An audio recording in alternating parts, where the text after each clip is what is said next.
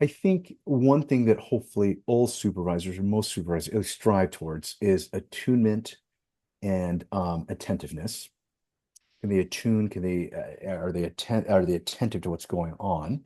So tracking not just what's going on for the supervising clinically, but in my context, working in a training, it's like, hey, how are things going with your viva or your dissertation?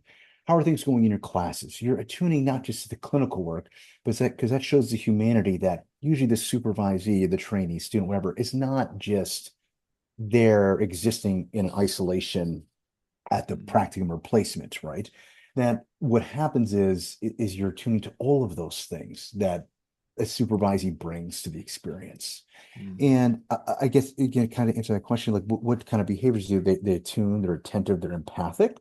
I would also say another skill, because like in any relationship, especially from attachment lens, is there's going to be ruptures. mm, And ruptures are part of any relationship. I think maybe this is one of my clinical hat on. Ruptures are going to happen between parents and children, between partners. Ruptures happen. It's not so much the rupture that could be the problem; it's the inability to repair. mm, It's not the initial cut; it's maybe getting infected again, getting mm, infected again and again. So, an example of a rupture.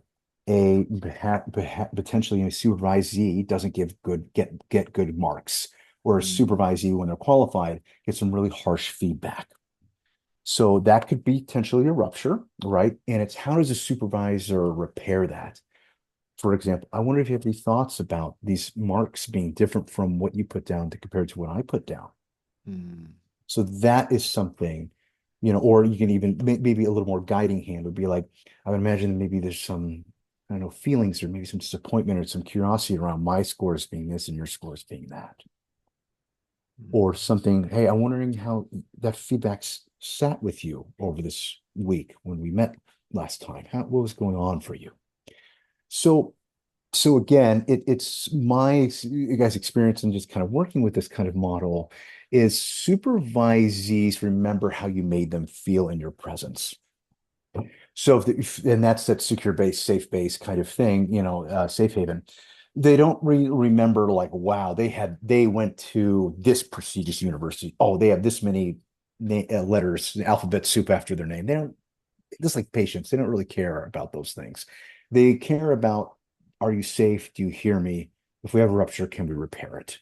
Mm, So supervisees, trainees, licensed qualified professionals are similar. So again, it's how do we repair that relationship? Because ruptures do happen, some more significant than others. When I've worked with supervisors, there have been some where like, I don't know if this person is going to pass this placement because they haven't met these qualifications. mm, Those are the hard ones, right? Like those are the ones that as a supervisor, like, oh, I don't know if I want to do that. Like it's really hard.